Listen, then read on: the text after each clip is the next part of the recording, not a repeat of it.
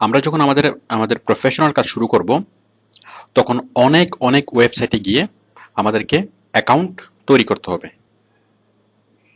তো অ্যাকাউন্ট তৈরি করা অর্থাৎ সাইন আপ করা। তো এই সাইন আপ করার যে বিভিন্ন রুলসগুলো আমাদেরকে জানতে হবে, কারণ হাজার হাজার ওয়েবসাইটে গিয়ে আমাদেরকে অ্যাকাউন্ট তৈরি করতে হবে। কারণ যেই ওয়েবসাইট থেকে আপনি যে সার্ভিসটা পেতে চাইবেন, সেই ওয়েবসাইটের ভিতরে ইন করার জন্য আপনাকে সাইন আপ করতে হবে। যেমন আমরা ফেসবুকের সার্ভিস পাওয়ার জন্য আমাদেরকে ফেসবুকে অ্যাকাউন্ট তৈরি করতে হয়েছে। তারপর জিমেলের সার্ভিসটা পাওয়ার জন্য আমাদেরকে জিমেল অ্যাকাউন্ট ক্রিয়েট করতে হয়েছে। তো এই সাইন আপ করার জন্য অনেকগুলো রুলস আছে, আমরা সেই রুলসগুলো এর মধ্যে আমরা জানি। তো এখন আমরা বিভিন্ন টিপস শিখবো, সাইন আপের বিভিন্ন টিপস। এই সাইন আপ করতে গেলে যে ইনফরমেশনগুলো আমাদের আসে, অনেকগুলো ইনফরমেশন আসে। যেমন আমরা নেম কিভাবে লিখবো, আমরা ডেট অফ বার্থ কিভাবে লিখবো, অ্যাড্রেস কিভাবে লিখবো, সিকিউরিটি কোশ্চেন কিভাবে সেট করবো, রিকভারি মেল কিভাবে দেবো, তারপর ID, password, zip code, swift code, time zone, verification, এই সবগুলা ইনফরমেশন আমরা ঠিকভাবে কিভাবে দেবো আমরা সেটাই শিখবো। কারণ এই ইনফরমেশনগুলো দেওয়ার সময় যদি কোনো ভুল হয়ে থাকে, তাহলে সেটা হয়তো ইনস্ট্যান্ট কোনো প্রবলেম হবে না, বাট আপনার আইডি রিকভার করার সময় সেটা একটু প্রবলেম হয়ে দাঁড়াবে, অথবা পরবর্তীতে এমন কোনো মিস্টেক হয়ে যাবে, এমন কোনো মানে আপনার সেটা আয়ত্তের বাইরে চলে যাবে যদি আপনি সেই ইনফরমেশনগুলো ঠিকভাবে না দেন। তো আসুন আমরা এখন দেখি যে আমরা কিভাবে সাইন আপ করব। ওকে, তো আমরা এটাকে কমনলি সাইন আপ নামে ডাকি, বাট এটার আরও যেসব নাম আছে, ক্রিয়েট অ্যাকাউন্ট অথবা রেজিস্টার। মানে ওয়েবসাইটের উপরে আপনি হয়তো সাইন আপ লেখা দেখবেন, অথবা ক্রিয়েট অ্যাকাউন্ট লেখা দেখবেন, অথবা রেজিস্টার দেখবেন, সবগুলো সেম জিনিস। দেখুন, এই যে সাপোজ এখানে এখানে লেখা আছে কি রেজিস্টার, এখানে লেখা আছে কি, এটা তো লগ ইন অবস্থায় আছে।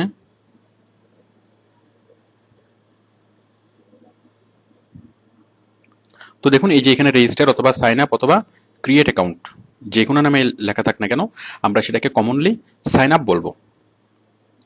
তো আমরা এখন সিম্পল সাইন আপ প্রসেসটা আমরা শিখবো। সাপোজ আমরা এখানে সাইন আপ করবো, আমরা জিড্ডুতে সাইন আপ করবো। তো সাইন আপ করার জন্য আমরা কোথায় ক্লিক করব, রেজিস্টার আমি ক্লিক করলাম। এখন একটা ফর্ম আসবে, এই সিম্পল ফর্ম, এই ফর্মটা আমরা ফিল আপ করবো।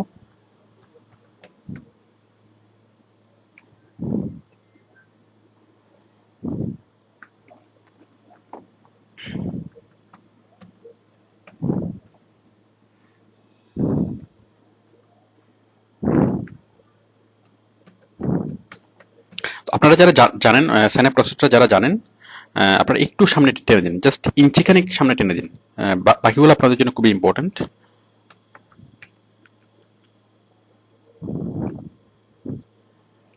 দেখুন, আমরা এই ফর্মটা ফিল আপ করলাম। তো এই ফর্মটা কখনো ছোট হতে পারে, কখনো বড় হতে পারে। আমরা রিকোয়ার্ড ইনফরমেশনগুলো ফিল আপ করে আমি সাবমিট করলাম। Thank you. ব্যাস, আমরা যা করলাম এখন আমরা তা কেটে দেব। এখন এখান থেকে একটা মেল আমাদের মেল অ্যাকাউন্টে চলে যাবে। আমরা মেল অ্যাকাউন্টটা খুলছি।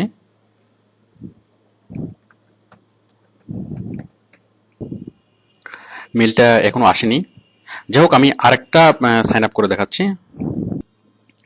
মনে করেন আমরা এই সাইটে আমরা সাইন আপ করব। তো সাইন আপ করার জন্য আমরা ক্লিক করব কোথায়, রেজিস্টার ক্লিক করলাম। এরপর আমি এখানে লিখছি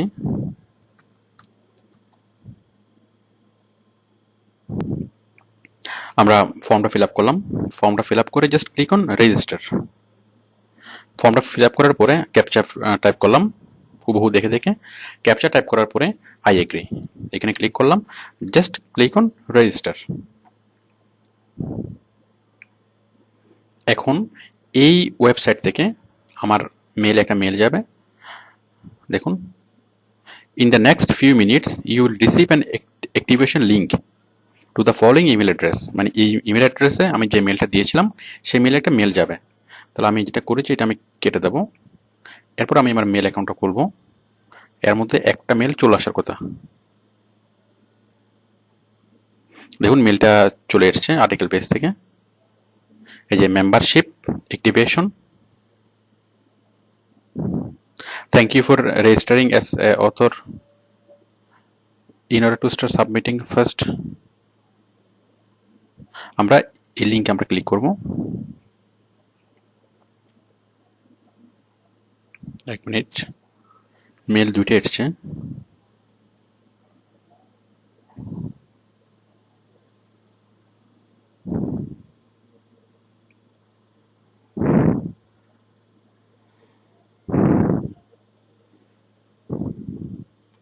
আমরা আর্টিকেল বেসের এই মেলটা খুললাম, খোলার পর এই লিঙ্কে আমরা ক্লিক করব। ক্লিক করার সাথে সাথে আমরা আবার চলে যাচ্ছি আর্টিকেল বেসে। তাহলে সবগুলা অ্যাকাউন্টে সাইন আপ করার প্রসেস ইটস ভেরি সিম্পল। এটাই মানে আমরা রেজিস্টারে ক্লিক করব, একটা ফর্ম ফিল আপ করবো, সাবমিট করব, দেন আমাদের মেলটা চেক করব, মেলের এই লিঙ্কে ক্লিক করব, দেন আমাদের অ্যাকাউন্টটা হয়ে যাবে। দেখুন আমাদের অ্যাকাউন্টে যে হয়েছে তার প্রুফ প্রমাণ হচ্ছে এখানে, এই যে এখানে আপনার নাম শো করবে। এটা হচ্ছে সিম্পল সাইন আপ প্রসেস। তো দেখুন এই সিম্পল সাইন আপ প্রসেস সবগুলা অ্যাকাউন্টে সেম, এটা হচ্ছে বেসিক্স। বাট এই যে ফর্মটা, সাপোজ এই যে রেজিস্টার ক্লিক করে এই যে ফর্মটা আমরা দেখলাম, এই ফর্মটা এক এক জায়গায় এক এক রকম হয়, এক এক জায়গায় এক এক রকম এই ফর্মটা দেখা যায়। তো সে ফর্মটা কখনো লম্বা হয়, কখনো ছোট হয়। তো এই ফর্মে নর্মালি যে যে ইনফরমেশনগুলো থাকে সেই ইনফরমেশনগুলো কীভাবে ফিল আপ করবেন আমি সেটা দেখাচ্ছি। কারণ এই যে ইনফরমেশনগুলো ফিল আপ করতে যদি কোনো ভুল হয়ে থাকে তাহলে সেক্ষেত্রে পরবর্তীতে অনেক জটিলতা বেড়ে যাবে, যে আপনি আপনার আইডিটা রিকভার করতে পারবেন না। তো দেখুন এই ফর্মে যে অপশনগুলো থাকে, প্রথমত হচ্ছে নেম। তাহলে নেমটা আপনি কীভাবে লিখবেন? নেমে আপনার দুটো অংশ থাকে, একটা হচ্ছে ফার্স্ট নেম এবং লাস্ট নেম। দেখুন যদি ফার্স্ট নেম এবং লাস্ট নেম অংশটা থাকে তাহলে আপনার নামে যদি তিনটা অংশ হয়, আমি বিষয়টা দেখাচ্ছি। আমাদের সাইন আপ ফর্মে নামটা নাম লেখার অপশন যেভাবে থাকে যে ফার্স্ট নেম লাস্ট নেম, তাহলে first name Salman, last name Khan. এখন আপনার নাম যদি হয় তিনটা করে মোহাম্মদ সালমান খান অথবা মানে তিনটা অক্ষর যদি হয় তাহলে আপনি কি লিখবেন? তাহলে আপনি লিখবেন মোহাম্মদ সালমান, এখানে মোহাম্মদ সালমান, এখানে দুই শব্দ, এখানে এক শব্দ, অথবা এখানে দুই শব্দ, এখানে দুই শব্দ। মানে ফার্স্ট নেমের জায়গায় আপনি শুধু ফার্স্ট নেম একটা নাম একটা শব্দ লিখতে পারেন, অথবা দুইটা শব্দ লিখতে পারেন, মানে দুই জায়গায় মিলিয়ে আপনি নামগুলো লিখতে পারেন। ওকে, নেম,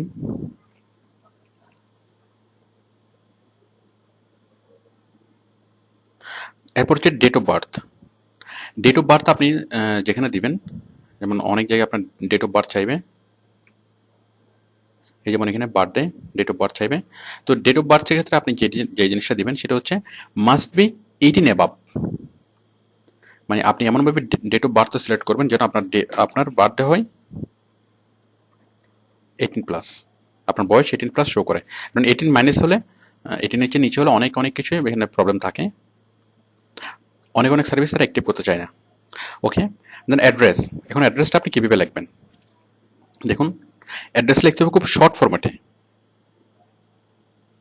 অ্যাড্রেসটা লিখতে হবে খুব শর্ট ফরম্যাটে এবং আপনার 2 লাইনের মধ্যেই, মানে 80 ক্যারেক্টার কোনো ওয়েবসাইট আপনার মানে নির্দিষ্ট করে দেয় 80 ক্যারেক্টার অথবা 60 ক্যারেক্টার। তো সেক্ষেত্রে খুব সংক্ষেপে আমাদেরকে মানে অ্যাড্রেস লিখতে হবে এবং যতটা সম্ভব ইংলিশ ভার্সনে। যেমন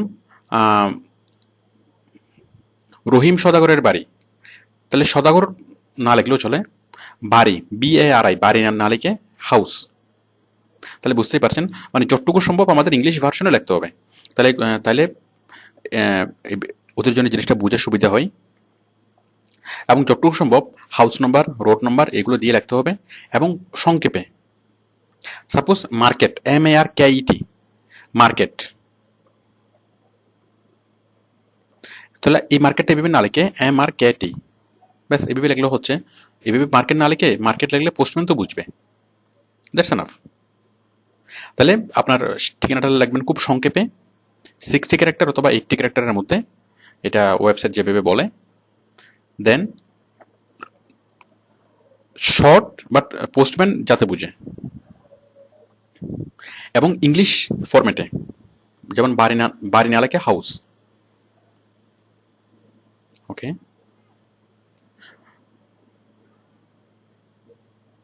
এরপর দেখুন সিকিউরিটি কোশ্চেন। আপনারা সিকিউরিটি কোশ্চেন সেট করতে বলবে, সেক্ষেত্রে সিকিউরিটি কোশ্চেন হিসেবে আপনি যেটা সেট করবেন আমি বিষয়টা দেখাচ্ছি।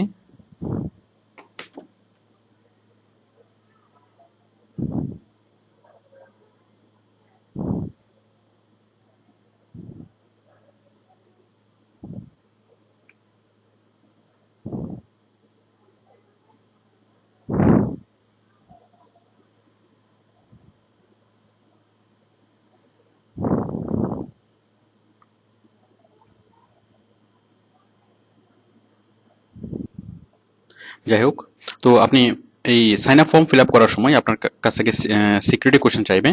তো অনেক সময় এই যে সিকিউরিটি কোশ্চেন অনেকে দেয়, বাট সিকিউরিটি কোশ্চেনের অ্যান্সারটা নিজেই ভুলে যায়। তো সিকিউরিটি কোশ্চেনের অ্যান্সার যদি আপনি ভুলে যান, সেক্ষেত্রে পরবর্তীতে অনেক প্রবলেম হবে। তো সেই জন্য আপনি যেটা করবেন, বাল্য বন্ধুর নাম, অথবা আপনার প্রথম পোষা প্রাণীর নাম, অথবা প্রথম স্কুলের নাম, মানে যেটাই দিবেন আপনি সেটা একটাই দিবেন। সব জায়গায় আপনি সেম সিকিউরিটি কোশ্চেন আপনি দিবেন, এবং সিকিউরিটি কোশ্চেনের অ্যান্সারটা আপনি সেম দিবেন, এবং যেটা সঠিক। সাপোজ আপনার বাল্য বন্ধুর নাম, তাহলে আপনি যেখানেই সিকিউরিটি কোশ্চেন সেট করবেন, বাল্য বন্ধুর নাম সেট করবেন, তাহলে আপনি পাসওয়ার্ড ভুলে গেলেও অন্তত বাল্য বন্ধুকে ভুলবেন না। ওকে, তাহলে এটা টিপস হচ্ছে সঠিকটা দিবেন, তাহলে আপনার ভুল হওয়ার সম্ভাবনা নেই। মোবাইল নাম্বার, অনেক অনেক জায়গায় আপনার মোবাইল নাম্বার চাইবে। দেখুন এই যে এখানে বলা আছে মোবাইল নাম্বার, এই যে মোবাইল সেলফোন নাম্বার, এই যে এখানে নাম্বার থেকে বলা আছে, with your cellphone number you can also connect your Nokia phone to Nokia services please.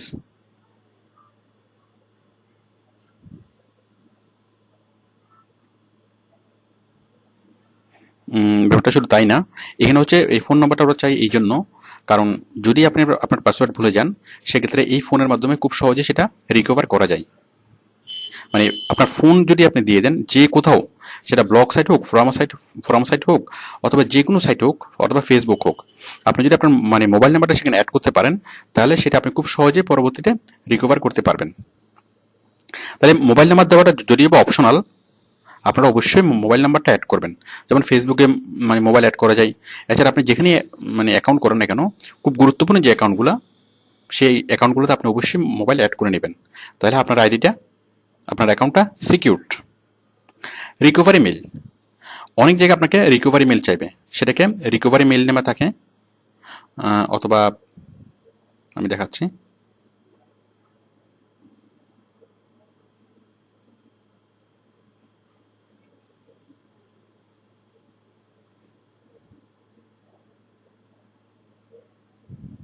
এই যে ইউর কারেন্ট ইমেল অ্যাড্রেস, এরপরে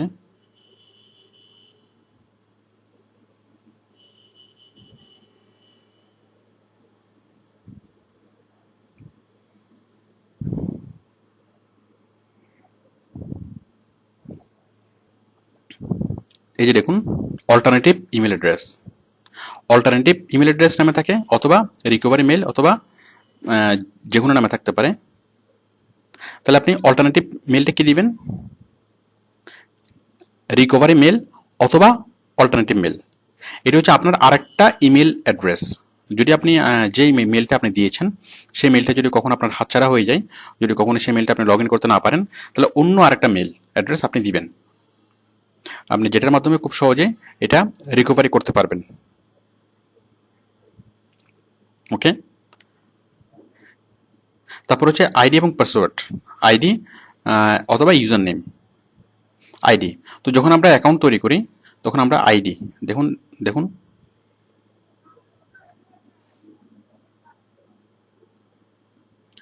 এই যে চুজ ইউর ইউজার নেম অথবা আইডি। ঠিক, আমরা ওডেক্সে যখন অ্যাকাউন্ট ক্রিয়েট করতে যাই, তখন এটাকে বলা হয় ইউজার নেম অথবা আইডি, একই জিনিস। তো আমরা আইডি কীভাবে লিখবো, তো আইডি যদি আমরা একটা আইডি যদি এক জায়গায় লিখি, তাহলে সেক্ষেত্রে সাপোজ আমি এখানে দিলাম, আমি যদি সালমান খান নামে যদি একটা আইডি তৈরি করি, তাহলে সেটা এর মধ্যে ইউজ হয়ে গিয়েছে, তাই এই নামে আইডি সে আর নিবে না, কারণ প্রত্যেকটা আইডি স্বতন্ত্র, এক নামে দুইটা আইডি কখনোই হবে না। তো সালমান খান নামে একটা আইডি নিশ্চয় হয়ে গেছে। তো আমি কি দেবো, সালমান খানের পাশে আমি এক্সট্রা এক্সটেনশন অ্যাড করব। সাপোজ সালমান খান 2176 অ্যাড করলাম। এখন এটাও যদি থাকে তাহলে আমি আরেকটা নাম অ্যাড করব। তাহলে বুঝতেই পারছেন। দেখুন আমি আইডিটা অ্যাড করছি। সাপোজ আমি যদি এখানে দিই সালমান খান, দেখুন কি বললো, someone already has that user name, কেউ নিয়ে নিচ্ছে। আমি যদি সালমান খান 23 দিই তাহলে কি, তাহলে এটা পাচ্ছে না। আমি যদি সালমান খান এটা দিই, দেখুন এটাতে সমস্যা নেই, এটা পেয়েছে। তাহলে বুঝতেই পারছেন আপনার যে নাম, যে নামে আপনি আইডি তৈরি করবেন সেই নামের পাশে একটা এক্সটেনশন নাম্বার দিতে হবে। এক্সটেনশন নাম্বার দিলে আপনার জন্য আইডিটা তৈরি করা খুব ইজি হবে। এখন এই যে এই নাম্বারটা আপনি কি দিবেন, আপনার নামের পাশে প্রত্যেকটা আইডির ক্ষেত্রে আপনি কোন নাম্বারটা দিবেন, সেই নাম্বারটা হতে হবে আপনার জন্য খুব ইজি। তো সবচেয়ে ভালো পলিসি হলো যে আপনার ফোনের শেষ 6টা ডিজিট এখানে দেওয়া, আপনার মোবাইল নাম্বারের শেষ 6টা ডিজিট। সাপোজ আপনার মোবাইলের শেষ 6টা ডিজিট হচ্ছে 217614, 217614। তাহলে সালমান খান 217614, এটা হচ্ছে আপনি যত জায়গায় আপনি আইডি তৈরি করবেন সব জায়গায় আপনি এই সেম আইডিটা দিয়ে লিখবেন। তাহলে আপনার আর কোনো মানে প্রবলেম হবে না, আপনার ভুলে যাওয়ার কোনো আশঙ্কা থাকবে না।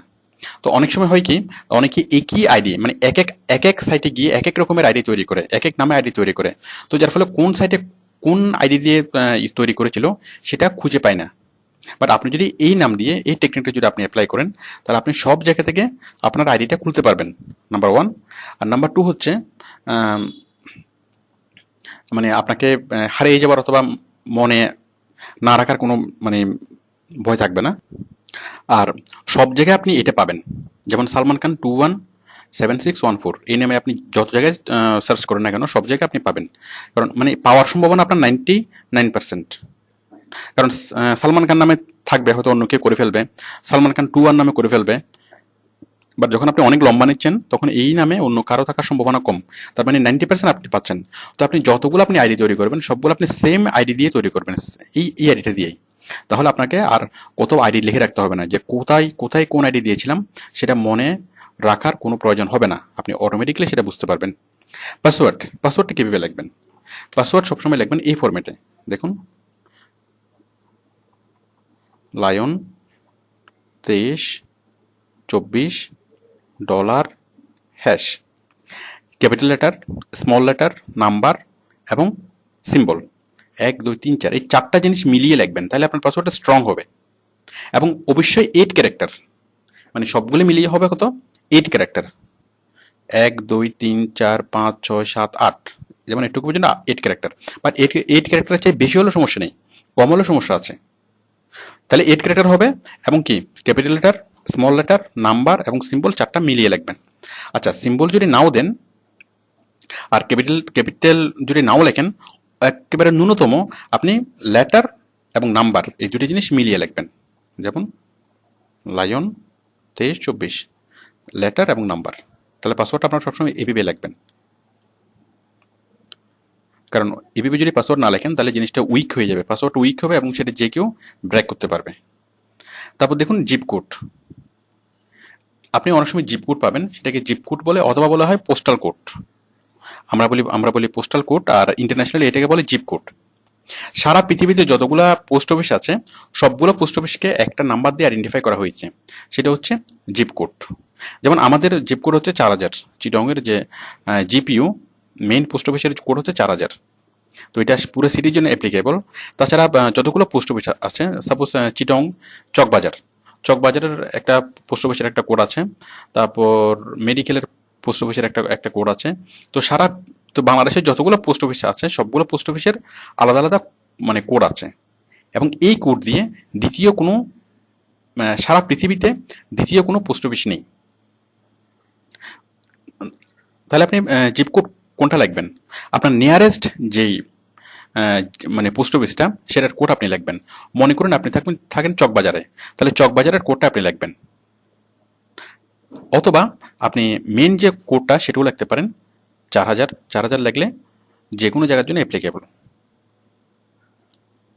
এরপরে যে সুইফট কোড, সারা পৃথিবীতে যতগুলো ব্যাংক আছে সবগুলো ব্যাংকের প্রত্যেকটা ব্রাঞ্চকে আলাদা আলাদা কোড নাম্বার দিয়ে আইডেন্টিফাই করা হয়েছে। সেই নাম্বারগুলোকে বলা হয় সুইফট কোড। যেমন ডাচ বাংলার জিসি ব্রাঞ্চের একটা কোড, আবার ডাচ বাংলার আগ্রাবাদ ব্রাঞ্চের একটা কোড, আবার ডাচ বাংলা মুরাদপুর ব্রাঞ্চের একটা কোড। তাহলে বুঝতেই পারছেন, তো সারা পৃথিবীতে সবগুলা ব্যাংক এভাবে আলাদা করে সুইফট কোড দিয়ে আইডেন্টিফাই করা হয়েছে, এবং একটা সুইফট কোডের সাথে, একটা ব্যাংকের সুইফট কোডের সাথে এই নাম্বারে সারা পৃথিবীতে আর কোনো ব্যাংক নেই। তো আমরা যখন ইকোনমিক ট্রানজাকশনে যখন যাব, তখন এই সুইফট কোডটা আমাদের কাজে লাগবে। সাধারণত মানে টাকা পয়সা সংশ্লিষ্ট যে সাইটগুলো, মানে যে সাইটগুলোর মাধ্যমে আমরা টাকা আনবো, সেই সাইটগুলোতে সুইফট কোড চাইবে, অন্য কোনো সাইটে চাই না। টাইম জোন, আমাদের টাইম জোন কত? আমাদের টাইম জোন হচ্ছে GMT+6। GMT+6, যেমন টাইম জোন যেখানে চাইবে সেখানে ডান পাশে একটা ড্রপ ডাউন লিস্ট থাকে, ওই ড্রপ ডাউন লিস্টে ক্লিক করে আপনি GMT+6 সিলেক্ট করে দিবেন।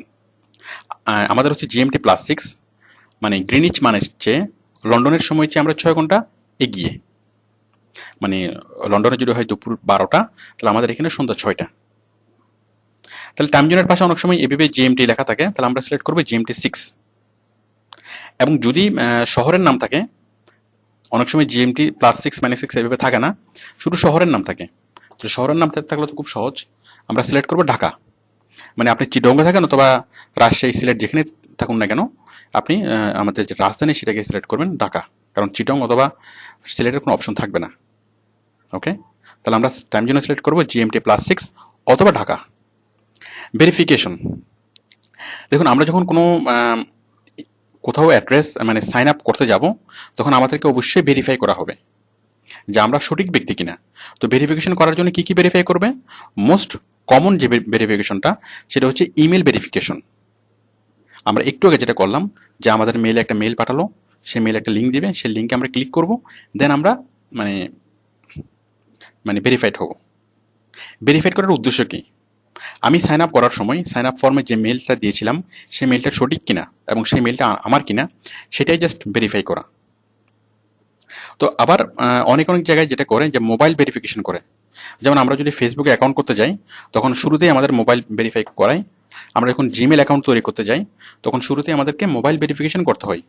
মানে আমাদের মোবাইলে একটা কোড আসে, সেই কোডটা আমরা ফিল আপ করে দিতে হয়। মানে সাইন আপ ফর্মটা ফিল আপ করার পরে যখন আমরা সাবমিট করার পরে এরপর আমাদের মোবাইল নাম্বার চাই, মোবাইল নাম্বারটা দেওয়ার পরে যখন আমরা সাবমিট করি, তখন আমাদের মোবাইলে একটা কোড আসে, সেই কোডটা যখন আমরা ঠিক জায়গা মতো দিই, তখনই আমাদের ভেরিফিকেশনটা সম্পন্ন হয় এবং তখনই আমাদের অ্যাকাউন্টটা ক্রিয়েট হয়। এরপর হচ্ছে অ্যাড্রেস ভেরিফিকেশন। কিছু ওয়েবসাইট আছে যেগুলো খুব সেন্সিটিভ এবং খুব সেন্সিটিভ যে ওয়েবসাইটগুলো, অথবা খুবই ইম্পর্টেন্ট আমাদের জন্য, যেমন যে পেমেন্ট মেথডের যে সাইটগুলা, তারপর ওডেক্স, ওরা কি করে অ্যাড্রেস ভেরিফিকেশন করে। মানে আপনি যে অ্যাড্রেসটা দিয়েছেন, সেই অ্যাড্রেসটা ঠিক আছে কিনা সেই অ্যাড্রেসটা ভেরিফাই করে। কীভাবে করে? ওরা আমাদের অ্যাড্রেসে একটা চিঠি পাঠাবে এবং সেই চিঠির মধ্যে একটা কোড থাকবে। তো আমরা আমাদের ঠিকানা মতো, আমরা যে ঠিকানা দেবো সেই ঠিকানা মতো বরাবর আমাদের চিঠি পাঠাবে। তো আমার ঠিকানা যদি সঠিক হয়ে থাকে, তাহলেই আমি ওই চিঠিটা পাবো। তো ওই চিঠিটা পাওয়ার পর আমি ওই চিঠিটা খুলে যে কোডটা পাবো, সেই কোডটা আমি ওই ওয়েবসাইটের জায়গা মতো টাইপ করব। তাহলে ওয়েবসাইটের জায়গা মতো টাইপ করার পরেই ওয়েবসাইটের সেই নির্দিষ্ট অপশনে গিয়ে যখন আমি সেই কোড নাম্বারটা টাইপ করব, যে কোড নাম্বারটা আমি চিঠিতে পেয়েছিলাম, টাইপ করলেই তারা সেটা যদি ম্যাচ করে, তখন তারা খুব সহজেই বুঝতে পারবে যে চিঠিটা আমি পেয়েছি। কারণ আমি যদি চিঠিটা না পেয়ে থাকি, তাহলে আমি কোড নাম্বারটা কোথায় পেলাম? ওকে, তাহলে এইভাবে তারা আমাদের অ্যাড্রেস ভেরিফাই করিয়ে নেয়। তারপর অনেক পজিশন আছে যারা ব্যাংক ভেরিফাই করে, যে আমার ব্যাংক স্টেটমেন্ট থেকে একটা স্টেটমেন্ট নিতে বলে, এবং সেই স্টেটমেন্টের সাথে এই আমাদের নাম, ঠিকানা সবগুলো ঠিক আছে কিনা সেগুলো ভেরিফাই করে। তো অনেকভাবে ভেরিফিকেশনটা হতে পারে।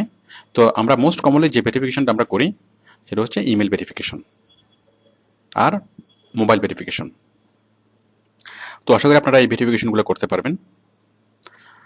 ওকে, আমরা এবার দেখব যে কোনো একটা অ্যাকাউন্ট আমরা কীভাবে রিকভারি করব।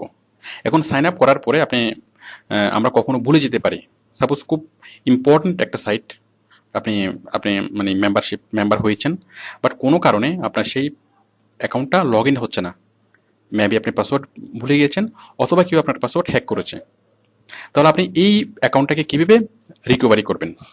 দেখুন, অ্যাকাউন্ট রিকভারির অপশনটা আমি দেখাচ্ছি। প্রত্যেকটা সাইটে এটা অপশনটা থাকে। মনে করুন আমি একটু আগে আমরা যেটা করেছিলাম, আমি এখানে দেখাচ্ছি।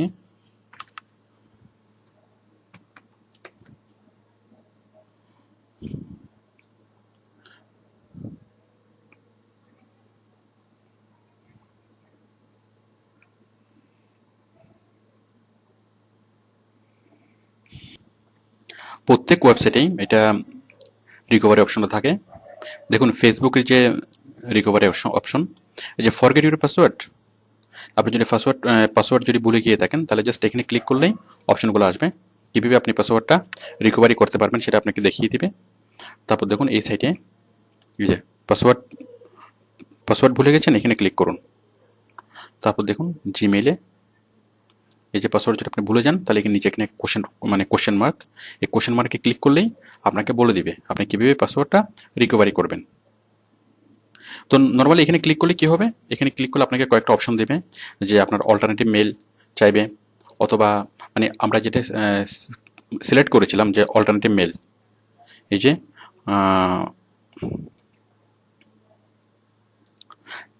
রিকভারি মেল অথবা অল্টারনেটিভ মেল, এটা চাইবে যে আপনি যে অল্টারনেটিভ মেলটা দিয়েছিলেন সেই মেলে আমরা পাঠিয়ে দিয়েছি। আপনি যদি ওদেরকে বলেন যে আমার অল্টারনেটিভ মেলে পাঠিয়ে দাও, তারা ওরা অল্টারনেটিভ মেলে পাঠিয়ে দিবে। অথবা আপনি যদি বলেন যে আমার মোবাইলে একটা এসএমএস পাঠাও, আপনাকে কয়েকটা অপশন দিবে আপনি কিভাবে রিকভারি করতে চান। আপনি কি রিকভারি মেলের মাধ্যমে চান, নাকি আপনি মোবাইল নাম্বারের মাধ্যমে চান, নাকি আপনি সিকিউরিটি কোশ্চেনের মাধ্যমে চান। আচ্ছা, নর্মালি কি আপনাকে যখন আপনি কোনো একটা পাসওয়ার্ড রিকভারির জন্য অ্যাপ্লাই করবেন, শুরুতে আপনাকে সিকিউরিটি কোশ্চেন জিজ্ঞেস করবে। তো সিকিউরিটি কোশ্চেনের উত্তর যখন আপনি ঠিকমতো দিতে পারবেন, তখন ওরা শিওর হবে হ্যাঁ এটাই সেই ব্যক্তি। এখন আপনাকে ওরা ধারণা করছে যে আপনি সেই ব্যক্তি, বাট আপনি যে নিশ্চিত, ওরা কিন্তু নিশ্চিত না। কারণ আপনার যে সিকিউরিটি কোশ্চেন, সেই সিকিউরিটি কোশ্চেন অনেকেই জানতে পারে। তখন ওরা কি বলবে যে ঠিক আছে, আপনি আপনার মেল বক্স চেক করুন, আপনার রিকভারি মেল বক্স চেক করুন, আমরা রিকভারি মেল বক্সে পাঠিয়ে দিয়েছি। অথবা আপনার মোবাইল নাম্বার চেক করুন, ওই মোবাইল নাম্বারে আমরা আপনার পাসওয়ার্ডটা পাঠিয়ে দিয়েছি। বুঝতে পারছেন? আমরা একটু প্র্যাকটিক্যালি দেখি বিষয়টা। সাপোজ আমরা এখানে ক্লিক করলাম, এই ব্লক সাইটে পাসওয়ার্ড ভুলে গেছেন, এখানে হ্যাঁ আমরা ক্লিক করলাম, দেখি কি বলে। পাসওয়ার্ড ভুলে গেলে কীভাবে রিকভারি করতে হবে। তো অ্যাকচুয়ালি এখানে ক্লিক করলেই আপনারা বিষয়টি বুঝতে পারবেন। যে পাসওয়ার্ড উদ্ধারের জন্য ইনপুট বক্সে আপনার ইউজার নেমটা লিখুন এবং উত্তর বাটনে প্রেস করুন।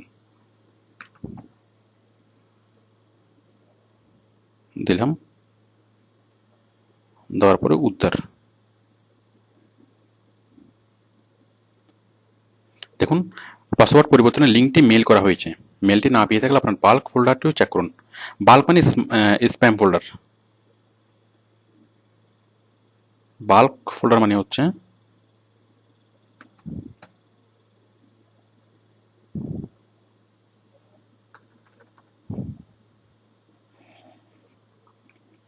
আমরা আমাদের মেল বক্সটা খুলছি। তো দেখুন, এই যে সামহারিন ব্লক থেকে একটা মেল চলে এসছে। এই যে এই সাইট থেকে আমরা যেটা পাসওয়ার্ড ওরা যে বলছে যে আমার মেলে পাঠিয়ে দিয়েছে, ওরা ওদের কথা রেখেছে। দেখুন চলে এসছে, আমরা মেলটা খুললাম, এই যে পাসওয়ার্ড চেঞ্জিং খুললাম। খোলার পর আমি এই লিঙ্কে ক্লিক করলাম।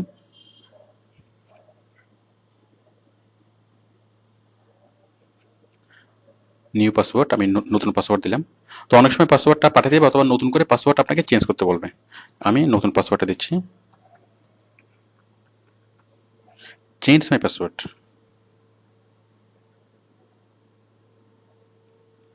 দেখুন password change successfully, now you can log in. এটা ব্যাস, আমরা লগ ইন করছি, আমরা লগ ইন করলাম। এখন আমি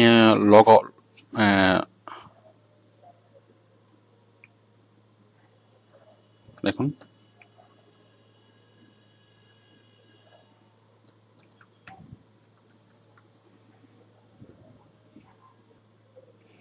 ঠিক একইভাবে আপনি ফেসবুকের পাসওয়ার্ড কীভাবে রিকভারি করবেন, যে ফরগেট ইউর পাসওয়ার্ড, এখানে ক্লিক করলাম।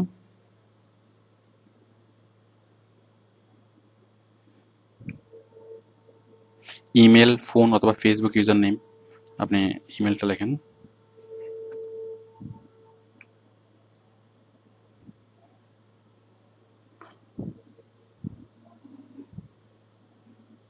যাক, এটা আপনি এই লিঙ্কটা ফলো করলে আপনি পাবেন। আপনার নাম, আপনার বন্ধুর নাম, যে কোনো একটা কিছু লিখে আপনি ফলো করলে, সার্চ করলে আপনি অপশনটা পেয়ে যাবেন।